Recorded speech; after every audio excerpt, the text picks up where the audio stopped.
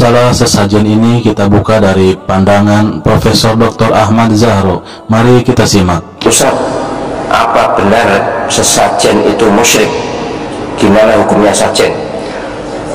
Sudah pernah saya bahas kayaknya. Jadi sajen itu ya jangan langsung musyrik lah ya. Sajen itu saji, saji itu sajian. Sajian kepada siapa? Kalau kepada jin, umumnya memang kepada jin. Itu berbahaya, tidak langsung musyrik, nanti dulu berbahaya. Tapi umumnya memang minta tolong jin, lah itu masalah. Sudah pernah saya sampaikan, wa annahu kana rijalun minal insi ya'udzuuna bi rijalin minal jinni fazaduhum rahaqa. Allah SWT menyatakan dalam surah Al-Jin ayat 6, banyak orang yang minta tolong, minta bantuan kerjasama dengan jin, ujung-ujungnya sesat. Dan sesat itu apa orang? Jadi kalaupun tidak disebut musyrik, karena kerjasama dengan jin itu tidak selalu musyrik, memang tidak selalu musyrik. Nabi Sulaiman juga banyak dengan para tentaranya jin, para kiai juga ada beberapa yang dengan jin, tapi asal akidahnya kuat dan jinnya jin muslim ya tidak ada masalah. Ya, sama dengan kita kerjasama dengan sama manusia ini, tapi ya syarat ketentuan berlaku. Tapi jangan gampang-gampang mengatakan syirik pada orang, itulah pesan saya kepada semua. Jangan gampang mengatakan syirik, bahwa apa saja itu musyrik. Potensial musyrik besar, potensi musyrik itu besar, karena minta tolong lembut, minta tolong lembut ini lihat-lihat akidah orang yang minta tolong ini, kemudian dibuang ke laut, itu potensi syiriknya besar sekali. Jadi sesaji itu sesuatu yang berbahaya untuk akidah Islam. Tapi kalau yang sesaji kemarin yang ditentang itu, yang menyajikan saji orang non muslim, ya sudah, memang mereka bagiannya itu ya, andai kata yang menyodorkan saji itu non muslim, ya bagi mereka itu ibadahnya kok. Tapi kalau orang Islam ya jelas harus dilarang, tapi melarangnya juga harus secara baik-baik dinasihati, bukan ditentang langsung. Beralih ke pandangan Ustadz Adi Hidayat. Baik, apa hubungan dengan pertanyaannya? Dan maaf jika pertanyaan di luar pembahasan. Ya, kita memang tidak ada pembahasan khusus, jadi kita jawab saja apa yang masuk. Saudara saya selalu berkonsultasi pada seseorang agar karir dan jodohnya lancar, dan seseorang tersebut memberi amalan seperti zikir, sholat, mandi seperti di sungai pada malam hari. Wah, ini masalah. Zikirnya udah bagus, sholat, mandinya di sungai, malam lagi.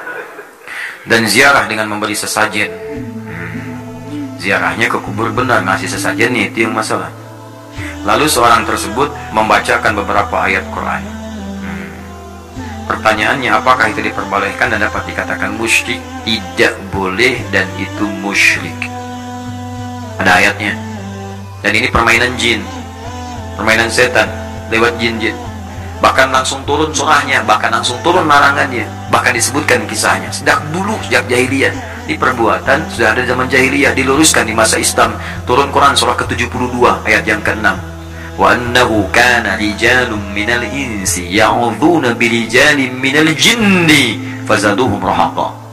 Dan sungguh kalian mesti tahu, kata Allah, dulu ada banyak orang yang sering memanfaatkan jin, minta ke jin, ngasih sesajen, ya, ngasih ini, ngasih itu. Ada yang korban, ada yang korban dengan darah, bahkan tidak sedikit dulu-dulu itu ada yang mengorbankan manusia juga. Anak sendiri dikorbankan, istri sendiri dikorbankan. Untuk apa? Untuk mendapatkan bagian dunia yang mungkin sendiri tidak diraihnya. Habis saja. Pengen jabatan, potong misalnya kerbau, kepala dikasihkan, macam-macam. Jabatan begitu dapat, meninggal dan wafat dalam keadaan musyrik. Kata Allah, sudah terjadi pada zaman dulu, turun ayatnya supaya nggak dilakukan. Fazaduhum rahaqa, kamu menyesal karena kamu semakin rugi. Karena kenapa? Jin itu kalau sudah diberikan bagiannya oleh manusia, maka dia akan mengejar selama hidup Anda dan tidak mudah mengeluarkannya, akan dikejar Anda, kejar dan terus nuntut. Apalagi kalau sudah bikin perjanjian, ya, perjanjian dengan setan, dibikin sinetron lagi. Jadi tontonannya nggak benar gitu kan, itu yang bahaya. Terus diajarin lagi. Sekarang ini banyak edukasi-edukasi yang hilang. Dulu tuh banyak TV-TV tuh cerdas cermat, pelajaran fisika, matematika. Sekarang acaranya sudah nggak jelas gitu. coba kita berikanlah tayangan yang baik-baik. Saya juga sarankan nih artis-artis coba bertakwa kepada Allah, di sub, dan peluang dosanya banyak. Anda menunjukkan pada yang salah aja, ya. Anda itu misalnya fashion, endorse sesuatu, nampil auratnya nampak, dipakai orang, kena bagiannya, kena dosanya. Anda misalnya praktekkan jilbab dipakai orang juga, dapat bagian pahalanya. Tinggal pilih mana. Kalau ada yang baik, kenapa pilih yang tidak baik? Kalau bisa yang soleh, kenapa pilih yang salah? Kalau bisa mendapat bagian surga, kenapa pilih ke neraka? Terlalu panas, terlalu panas, terlalu panas. Janganlah, ya, menjauh dari itu semua. Ya, kalau sudah berjanji dengan jin seperti ini akan dikejar itu. Dan fazaluhum rahaqa, penyesalannya dalam. Karena kalau sudah berjanji dengan jin, bukan cuma dia nanti yang sulit, keluarganya ikut susah. Bagaimana kalau dia berumah tangga? Bagaimana kalau dia punya anak? Ikutan susah. Bisa dikorbankan tuh. Lama-lama kemudian bisa wafat juga karena perbuatan jin. Ajalnya memang tiba. Tapi sebabnya apa? Sebab karena maksiat orang tuanya. Menjauh dari yang seperti ini bahaya. Bahaya. Allah sudah sampaikan amalan soleh, bangun malam tahajud, ada jaminan di situ untuk karir. Ada. Quran surah 17 ayat 79 sampai 81. Wa minal laili fatahajjad bi. Sementara malam bangun untuk tahajud. Nafilatul lak. Memang itu sunnah, tapi kalau bisa dikerjakan, asa ayyab'atsaka rabbuka maqaman mahmuda. Nanti Allah akan angkat Anda di tempat yang terbaik. Karir Anda kalau kerja, karir yang terbaik, yang bagus. Wa qur rabbi adkhilni mudkhalas sidqin. Kalau Anda bekerja dibimbing oleh Allah. Wa adkhilni mudkhalas sidqin. Kalau nanti ada persoalan, diberi jalan keluar. Gak usah nyogok, gak usah korupsi, dikasih sendiri oleh Allah. Enak hidupnya. Untuk jabatan, tiba-tiba dipilih. Ini bagus di profesional, tiba-tiba orang itu naik. Gak ngasih apa-apa. Ya, waj'alni min ladunka sultanan nasira. Kalau ada yang ganggu, ingin menyingkirkan, ingin menyungkurkan, langsung ditolong oleh Allah, dijaga hidupnya enak. Dan jadi saksi pakaian yang dikenakan di hadapan Allah Subhanahu wa Ta'ala. Ya, birokrat misalnya, aparat, segalanya pakai seragam. Itu seragam itu akan ditanya di hadapan Allah. Pakai yang baik-baik, niatkan untuk ibadah, syahid wafat dengan izin Allah Subhanahu wa Ta'ala, akan bersaksi di hadapan Allah semua. Kita juga sama, saya juga sama, makanya kita saling mendoakan. Ya, permohonan saya cuma dua, minta ya Allah, saya nggak minta apa-apa, tolong minta doakan saja saya supaya diampuni dosa-dosa oleh Allah.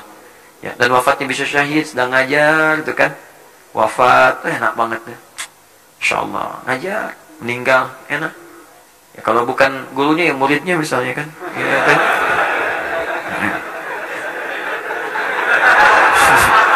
Berikutnya Ustadz Mujiman dari Muhammadiyah. Yang berikutnya terkait mengenai masalah sesaji. Memang tadi sudah saya sampaikan bahwa sesaji di dalam agama kita itu tidak diperbolehkan, karena kita tidak boleh mengagungkan selain Allah. Termasuk Allah itu hanya butuh diibadahi, tidak butuh makan, tidak butuh minum. Justru kita yang butuh kepada Allah, bukan Allah yang butuh kepada kita.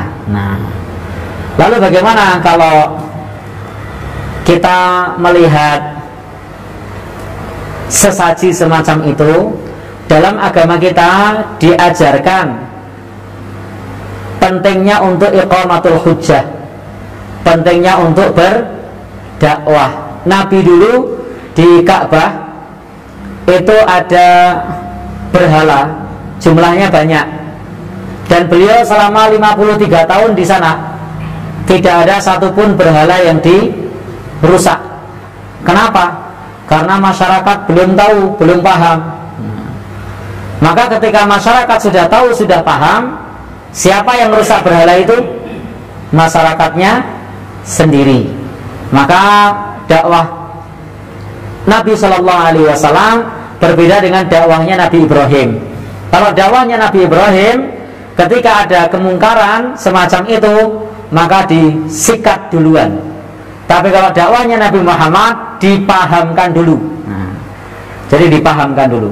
Maka penting bagi kita untuk melakukan edukasi, memahamkan kepada umat tentang bahaya syirik. Kemudian apakah betul ketika seseorang melakukan sesaji itu kemudian mengundang azab Allah atau murka Allah? Sesungguhnya ketika kita melakukan syirik itu Allah sudah murka. Dan kemurkaan Allah itu imma fid dunya wa imma fil akhirah, bisa di dunia, bisa di akhirat. Di akhirat pasti itu. Kenapa? Innallaha la yaghfiru ayyushraka bihi. Allah tidak mengampuni dosa syirik, apa itu tidak murka? Jadi Allah tidak mengampuni dosa syirik, jelas Allah murka. Nah, maka kalau demikian kita tidak boleh berbuat syirik mengagungkan selain Allah Subhanahu wa ta'ala. Jadi hendaknya itu kita hindari. Tetapi tadi di dalam memberikan edukasi atau berdakwah kepada masyarakat, kita perlu penting menyampaikan pemahaman terlebih dahulu, bukan kemudian dihancurkan duluan. Itu nanti mudaratnya lebih besar.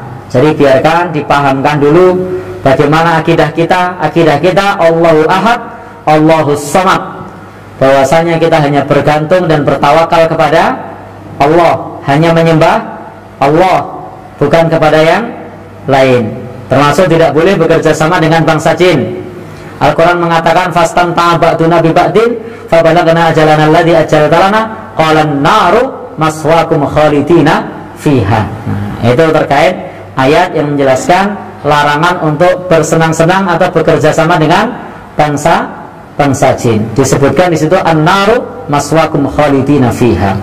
Demikian, mudah-mudahan bermanfaat. Intinya terkait dengan cara kita di dalam amar ma'ruf dan nahi mungkar, perintahkan orang berbuat baik jika orang itu tahu kalau itu baik. Laranglah untuk melakukan mungkar dengan sebelumnya pastikan orang itu tahu kalau itu mungkar. Jadi jangan dirusak sementara dia tidak tahu kalau itu mungkar. Jangan disuruh sementara dia tidak tahu kalau itu baik. Maka beritahu dulu kalau itu baik, baru disuruh berbuat baik. Beritahu dulu kalau itu mungkar, baru dicegah dari kemungkaran. Wallahu a'lam bishawab. Ustadz Nur Khalid Syaifullah dari Majelis Tafsir Al-Quran. Saya seorang pedagang. Jika ada pembeli yang sedang belanja di tempat saya bertanya tentang kebutuhan sesajen yang tidak saya jual, tetapi saya tahu tempat yang menjualnya, apakah saya menunjukkan tempat barang yang dia cari atau tetap diam? Diam, tidak perlu ditunjukkan, karena tahu bahwa yang bersangkutan mau belanja untuk sesajen.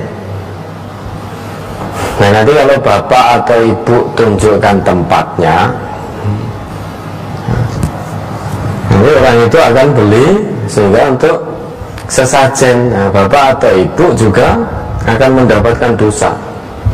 Maka diam, tidak perlu ditunjukkan. Nabi kita bersabda, man da'a ila huda kana lahu minal ajri mislu ujuri man tabi'ahu la yanqusu dzalika min ujurihim syai'ah. Barang siapa yang mengajak menyeru kepada petunjuk, maka dia mendapatkan pahala seperti pahala orang yang melakukan petunjuk atau kebaikan itu tanpa dikurangi sedikit pun pahalanya.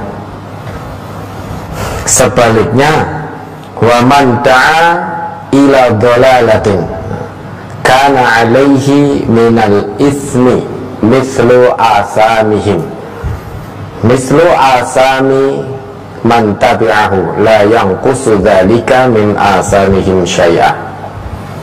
Barang siapa yang mengajak menyeru kepada kesesatan, artinya kepada sesuatu yang dilarang oleh agama, maka dia akan mendapatkan dosa sebagaimana pelaku kesesatan tersebut juga mendapatkan dosa. Dan dosa pelaku itu tidak dikurangi sedikit pun. Nah, maka kalau memang tahu untuk beli sesajen, sudah diam, tidak perlu memberitahu. Karena kalau memberitahu berarti menunjukkan kepada kesesatan. Kemudian dari kelompok Salafi, Ustadz Syafiq Riza Basalamah. Jemaah ingat, sesajen itu syirik besar jemaah. Yang tadi kita bacakan syirik kecil, jimat ya kan sebab. Tapi kalau sesajen ini penghambaan kepada selain Allah sudah. Jadi bukan syirik kecil, karena memang dia itu menyerahkan ini, dia itu menyembah selain Allah. Beda kalau jimat. Jimat itu dia menjadikan ini sebab, tapi dia tetap yang Allah jangan dianggap remeh, karena orang yang pakai jimat itu hidupnya akan sengsara, kata Rasulullah SAW. Itu berkaitan dengan jimat. Kalau sesajen itu termasuk syirik besar ketika jelas-jelas dia itu menghamba kepada selain Allah. Tanya, buat siapa sesajen ini? Apa dia akan mengatakan buat Allah? Enggak. Dia benar-benar bukan untuk Allah Subhanahu wa taala. Kadang-kadang pisang diikat, pisang yang masih hijau, kemudian dikasih bunga mawar merah, mawar putih, kemudian dikasih bubur merah, bubur putih, lalu dibacain. Memang mantranya udah beda, mantranya udah ada Al-Fatihahnya, tapi tujuannya tetap untuk selain Allah Subhanahu wa ta'ala. Itu sesajen yang Anda ketahui. Kalau sesajen itu adalah memberikan sesuatu untuk selain Allah Subhanahu wa ta'ala, dan ini sebuah perbuatan syirik. Ustaz, orang itu sholat, orang itu haji, nah, bukan berarti orang yang sudah masuk Islam ini tidak bisa berbuat syirik. Allah mengatakan kepada Rasulnya sallallahu alaihi wasallam, la in asyrakta, andai kata engkau Muhammad berbuat syirik, engkau bayangkan, Allah berfirman kepada Rasulnya sallallahu alaihi wasallam, la in asyrakta, dan gak mungkin Nabi berbuat syirik. Tapi peringatan buat umatnya, la yahbatanna amalu, semua amalanmu gugur, puasamu, sholatmu, zakatmu, hajimu, umrahmu, semua gugur. Wala takunanna minal khasirin, dan kau akan menjadi orang-orang yang merugi. Hadza wallahu a'lam. Ya, kalau berkaitan dengan sesajen yang Anda tahu, ini sudah bentuk penghambaan kepada selain Allah Subhanahu wa taala, yang dia harus mulai melihat untuk siapa sesajen itu. Paling enggak dikasih nasihat orang yang begini, tanya ini, Pak, ini sesajen untuk siapa? Kalau dia mengatakan iya untuk penghuni rumah ini, berarti kan dia sudah mulai mendekatkan diri kepada penghuni rumah itu. Mungkin sekarang sesajen bukan sesembelihan, ada sesajen yang kepala ayam, ada yang model tumpeng dikasih ayam apa? Ayam apa istilahnya? Ingkung kayak gitu ya. Itu ya, kalau ada orang yang pakai tumpeng sekedar ikut-ikutan, dia tidak tahu apa-apa, enggak ini untuk sesajen, enggak, cuma lihat bagus banget ya nasinya gitu, itu nggak ada masalah, tapi dia sudah meniru, tapi tidak berbuat syirik dia. Tapi kalau ternyata memang itu diperlakukan untuk sesajen, untuk mendekatkan diri kepada selain Allah, maka itu bisa masuk kepada kesyirikan. Dan para ustadz, para kiai, Ana udah datang ke kampung-kampung yang banyak sesajen, mereka tahu itu nggak boleh. Ana pernah datang kepada seorang ustadz di desa di gunung ya. Ana ngomong sama dia, Pak Yai, gimana menurut Pak Yai ini? Ya nggak boleh Ustadz. Dan dia ngomong, Ustadz, yang pertama diajarkan kepada kita nih di pondok-pondok salaf waktu itu dia adalah tauhid Ustadz. Cuma memang masyarakatnya kadang-kala nggak mau. Itu kadang-kala seperti itu jamaah. Maka ya kita perlu luruskan. Kita datang ke ustadznya. Cara nasihatin datang ke ustadz yang ada di situ, ustadz yang alim ya. Tanya ustadz, apa hukumnya memberikan sesajen kepada selain Allah? Soalnya keluarga anak kayak gini. Insya Allah dia memberikan penjelasan yang lurus tentang masalah itu, bahwasanya itu adalah bentuk penghambaan kepada selain Allah Subhanahu wa taala. Barakallahu fiikum. Nah, yang terakhir Kiai Haji Idrus Ramli dari Nahdlatul Ulama. Saudara-saudara, akhir-akhir ini viral tentang persoalan sesajen yang merupakan salah satu tradisi masyarakat Nusantara. Sebenarnya bagaimana hukum sesajen? Sesajen itu secara bahasa, ini saya lihat di Wikipedia. Sesajen dalam upacara tradisi. Sesajen, sajen, sajian, semah atau semahan adalah makanan dan benda lain seperti bunga dan dupa yang dipersembahkan. Nah, ini persembahan ya, dalam upacara keagamaan yang dilakukan secara simbolis dengan tujuan berkomunikasi dengan kekuatan gaib. Artinya apa? Sesajen itu memang ada hubungan dengan kekuatan gaib, dengan harapan mendatangkan manfaat atau menolak madarat dari perkara gaib itu. Dan tentu sesajen itu bukan kepada Allah, tetapi perkara gaib selain Allah. Dan ini hukumnya bagaimana? Keputusan Muktamar Nahdlatul Ulama di kitab Ahkamul Fuqaha atau di buku himpunan keputusan Muktamar NU, itu ada keputusan Muktamar kelima dan beberapa muktamar berikutnya, macam-macam sesajen yang diharamkan dan dianggap syirik, seperti sesajen yang ditradisikan dalam upacara petik laut atau larung laut, oleh para ulama dikatakan syirik. Juga itu untuk masyarakat nelayan ya, yang petik laut, larung laut. Kalau yang masyarakat daratan, ada sedekah bumi atau sedekah kampung. Itu sesajen yang dipersembahkan untuk jin penjaga kampung atau penjaga bumi. Keputusan Muktamar NU dulu juga mengatakan haram dan syirik. Dan sesajen-sesajen yang lain ya rata-rata seperti itu. Nah itu dikatakan sesajen pada waktu persembahan itu, maksudnya bukan ketika penyembelihan. Dan itu hukumnya haram. Persembahan itu sebenarnya yang diharamkan. Ini masalah sesajen. Jadi masalah sesajen ini di NU sudah selesai. Kemudian ada juga sebagian orang yang beranggapan kita ngasih sesajen ke laut itu katanya tujuannya memberi makan ikan. Itu alasan aja pembenaran. Pembenaran namanya. Kalau memberi makan ikan, kenapa ada upacara? Kenapa ada upacara khusus? Memangnya ikan perlu diadakan upacara?